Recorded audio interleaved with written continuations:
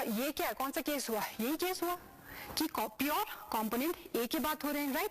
तो इसमें बी का कोई मोल नहीं है, राइट। तो मोल फ्रैक्शन इसमें 0 है, मोल फ्रैक्शन ऑफ बी इसमें 0 है, क्योंकि ये क्या है, प्योर कंपोनेंट ए है। तो मतलब इसके केस में क्या होगा बच्चों, mole fraction of A is equal to 1, right. तो अगर इस को हमने इस इक्वेशन में सब्स्टिट्यूट करूं, P A equal to P A naught substitute करूं, तो के एक्स ए को क्या, एक्स ए क्या हुआ फिर 1 बस, के का वैल्यू आया, P A naught is equal to K, ठीक है। अब के क्या हुआ, कांस्टेंट क्या हुआ हमारा, पी ए नॉट, यानी कि नॉट मतलब क्या था हमारा, प्योर का जो वेपर प्रेशर था वही हम दिखाते हैं, राइट। तो P A naught is equal to क्या हुआ, फिर इक्वेशन 1 क्या हुआ बच्चों, P A is equal to के का क्या वैल्यू आया, P A naught into X A, बस यही राउस बताते हैं। वैसे ही सिमिलरली पी बी का भी यही इक्वेशन सिमिलरली ऐसे ही करना है, and P B will be equal to P B naught X B बच्चों, हो गए। तो बच्चों अभी हमने देखा कि राउस हमें क्या बताते हैं, partial vapour pressure of each component in a solution बताते हैं। तो मैथमेटिकली हमने एक्सप्रेस किया क्या आया, वेपर प्रेशर ऑफ ए क्या आया, equal to P A naught equal to into mole fraction of A, वैसे ही vapour pressure of component B is equal to pure component का vapour pressure into mole fraction of B. अब total pressure क्या होगा फिर इस vapour phase की अगर हम बात करें, तो इसमें दोनों ही लिक्विड्स वोलेटाइल है, तो दोनों ही प्रेजेंट है, राइट। तो इस फेज में टोटल प्रेशर कितना होगा, टोटल वेपर प्रेशर कितना होगा, ऑलराइट। तो वो हमें बताते हैं डाल्टन्स लॉ। डाल्टन्स लॉ हमने 11 पे पढ़ा है, आप लोगों को पता होगा। तो डाल्टन्स लॉ क्या बताते हैं कि total pressure will be equal to the sum of each component, vapour pressure of each component. तो हमारे केस में क्या है कि इसमें दो ही कंपोनेंट है, तो pressure of A plus pressure of B, alright. तो इसके केस में अब हम राउस लॉ को अप्लाई करेंगे। राउस लॉ की इक्वेशन क्या बताती है, P A is equal to P A naught X A, यानी कि मोल फ्रैक्शन ऑफ ए, वैसे ही ठीक है। अब हम सब्स्टिट्यूट करेंगे पी ए इक्वल टू, तो फिर P total is equal to क्या आया, according to Raoult's law, P A naught X A plus P B naught X B बच्चों, राइट। तो इसके बाद मैंने ये भी बताया था आपको, मोल फ्रैक्शन का सम किसी सोल्यूशन में हमेशा 1 होता है, राइट। तो अगर हम x A plus X B का सम क्या बताया मैंने, इक्वल टू हमेशा क्या आता है, 1 आता है, ठीक है। तो हम कंसिडर करते हैं एक्स ए को, हम मान लेते हैं X A is equal to 1 minus X B, ठीक है। अब इसको हम सब्स्टिट्यूट करते हैं इस इक्वेशन में, एक्स ए की जगह हम क्या लिखेंगे, 1 माइनस एक्स बी। तो जगह नहीं यहाँ पे लिख देती हूँ मैं।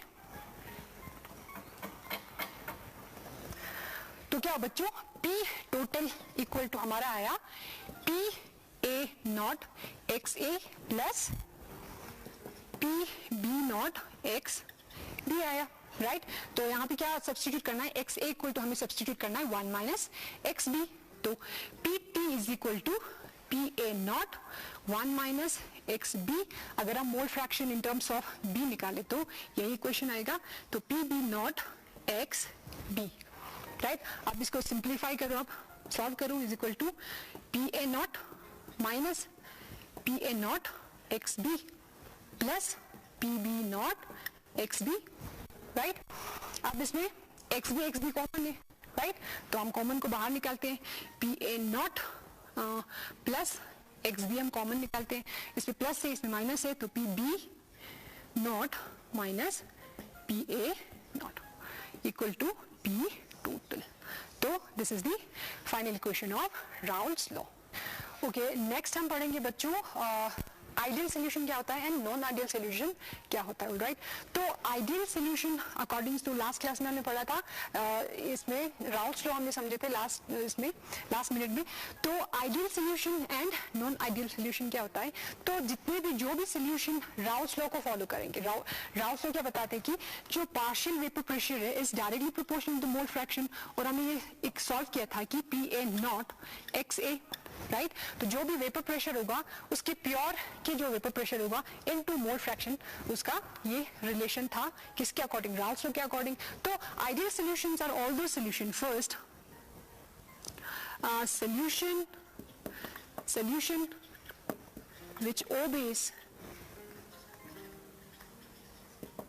Raoult's law over a range of concentration is known as ideal solution. Alright? तो जितने भी जो भी सोल्यूशन है जिसमें राउल्ट्स लॉ को फॉलो कर रहा है, यानी कि ये इक्वेशन फॉलो कर रहा है, तो उन सारे सोल्यूशंस को हम क्या बोलेंगे, आइडियल सोल्यूशन. तो जो राउल्ट्स लॉ को फॉलो नहीं करते हैं उनको हम क्या बोलेंगे, नॉन आइडियल सोल्यूशन. तो solution which do not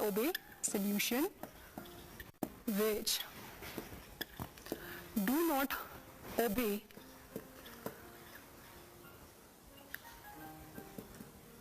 Raoult's law over a range of concentration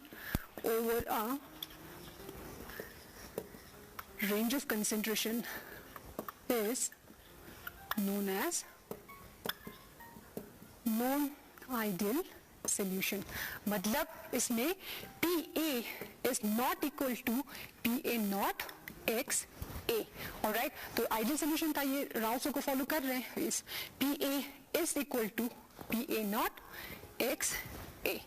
Alright, so those solutions which obey Raoult's law will be called as ideal solution, and those solutions which do not obey Raoult's law, that solutions will be called as non-ideal solution. Alright, तो second difference बच्चों इसमें क्या होता है, अब ideal solution मतलब अब Raoult's law बताते हैं हमें, अब अगर दो pure components को हम mix करें, ठीक है, तो हमें क्या मिलेगा, एक मिक्सचर मिलेगा, राइट. तो यहाँ पे आइडियल सोल्यूशन होगा जितने भी delta V mixing is equal to, यानी कि इसका ये मतलब है कि अगर सपोज में इस प्योर कंपोनेंट को मैं 5 ml लूं, ठीक है, और इस कंपोनेंट को मैं 5 ml लूं, अगर इन दोनों को मिक्स करेंगे हमारे एक्सपेक्टेड इसको क्या आना चाहिए, इसमें क्या आना चाहिए, इसमें 10 ml आना चाहिए, राइट. तो चेंज क्या होगा, चेंज मतलब delta V is equal to V final minus V A plus V B, right. तो फाइनल क्या है हमारे पास 10 माइनस 5 प्लस 5, तो इक्वल टू क्या हुआ 10 माइनस 10 इक्वल टू 0 आया, राइट. यानी कि चेंज क्या आया मिक्स करने पे, प्योर टू कंपोनेंट्स को मिक्स करने पे क्या चेंज आया, delta V mix equal to 0. तो those will be called as ideal solution, ठीक है. तो इसमें जितना हम वॉल्यूम ले रहे उतना उसी का टोटल अगर मिलेंगे हमें, तो delta V mix will be equal to 0. But in case of non ideal solution क्या होता है बच्चों, इसमें सेकंड डेल्टा वी मिक्सिंग, अब this is not equal to 0. Alright, अब इसमें नॉट इक्वल टू 0 क्यों आ रहा है, मतलब नॉन आइडियल. सपोज ये मान लो अगर ए प्योर हम सल्यूट ले रहे pure A and pure B, right. तो इसमें प्योर ए में सल्यूट ए कंपोनेंट में इंटरेक्शन होगा, वैसे ही बी में इंटरेक्शन होगा. अब जब इन दोनों को मिक्स करेंगे so there will be interaction between now A and B. तो क्या होता है बच्चों कि कभी कभार ऐसा होता है कि A and B force of interaction strong होता है, ठीक है. अब जब ये दोनों मिक्स हो जाते हैं तो इन दोनों का फोर्स ऑफ इंटरेक्शन वीक हो जाते हैं, राइट. तो इन दैट केस जब इन दोनों का फोर्स प्योर जब था तो इनका वॉल्यूम क्या था, फोर्स ऑफ इंटरेक्शन स्ट्रॉन्ग होने की वजह से वॉल्यूम कम था. जब ये दोनों मिक्स करेंगे तब इन दोनों का क्या हुआ, फोर्स ऑफ इंटरेक्शन वीक हुआ, तो इसमें वॉल्यूम बढ़ जाएंगे, ठीक है. तो इन दिस केस इसमें क्या होगा, डेल्टा वी मिक्सिंग जितना हम एक्सपेक्टेड करते हैं, जो एक्सपेक्ट हम करते हैं, जैसे कि हमने पहले ये लिया था 5, अब इसके केस में नहीं होगा. तो इन दिस केस वैसे ही इसमें डेल्टा वी मिक्स इक्वल 0 नहीं होंगे. Okay, so this was the difference. Next difference is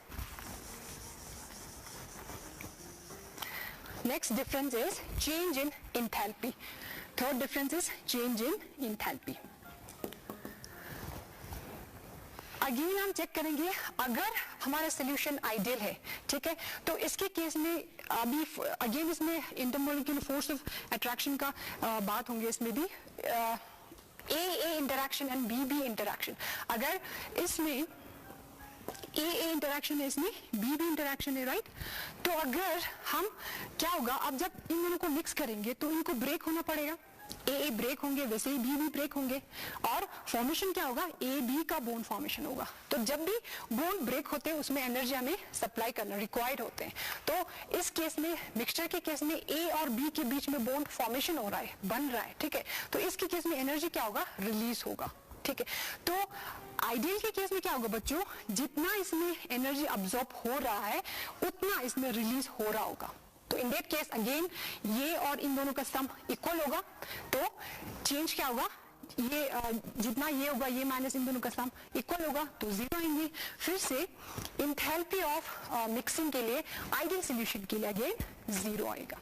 पर इन case of non ideal solution again enthalpy of mixing is not equal to zero। Again क्यों zero नहीं है, क्यों, क्योंकि जितना हम इसमें एनर्जी सप्लाई कर रहे हैं, यानी कि जितना ये दोनों टूटने में एनर्जी ले रहे हैं उतना इसमें रिलीज नहीं हो रहा होगा।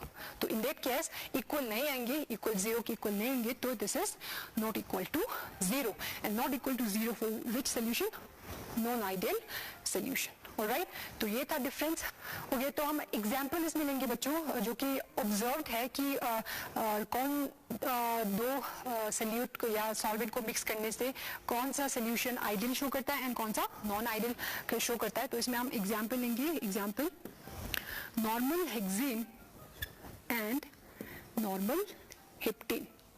ये जो है आइडियल सोल्यूशन दिखाता है, एंड इसमें phenol and aniline, phenol and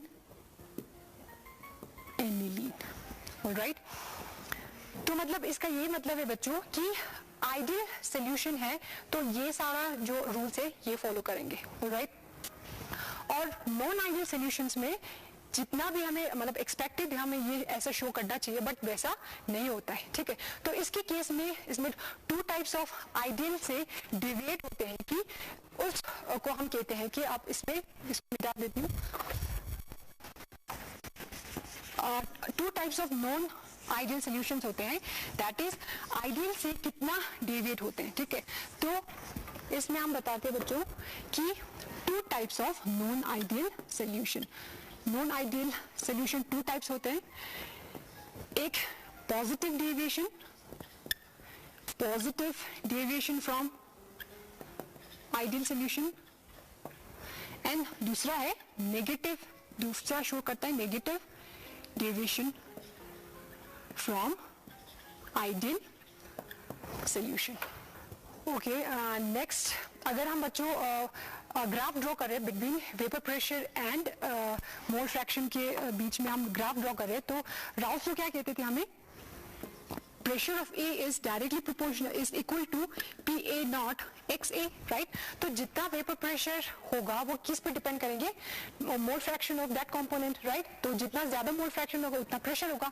तो ये वाला है, this is the graph of ideal solution. Okay, तो यहाँ पे mole fraction of A equal to 1, मतलब मोल फ्रैक्शन ऑफ B 0 होगा, यहाँ पे प्योर कंपोनेंट A होगा। अब हम मिक्स करना स्टार्ट करेंगे, यानी कि 0, अब मोल फ्रैक्शन ऑफ B 0 है, राइट। अब यहाँ से मोल फ्रैक्शन ऐसे हम बढ़ेंगे, यहाँ पे सॉरी 1 है, तो जैसे हम बढ़ेंगे मोल फ्रैक्शन ऑफ B बढ़ रहा है तो मतलब प्रेशर भी बढ़ेगा, तो इसी अकॉर्डिंग ये प्रेशर ऐसे बढ़ रहा है। एंड लास्ट फाइनली ये पॉइंट क्या डिनोट करता है बच्चों कि this is denoting, this point is telling us कि vapour pressure of pure solvent. वैसे ही यहाँ से हम A को देखेंगे, यहाँ से मोल फ्रैक्शन A बढ़ेंगे, वैसे ही प्रेशर ऑफ A बढ़ेगा। So this is the graph between vapor pressure and mole fraction for ideal solution, okay, and this line shows the P total graph.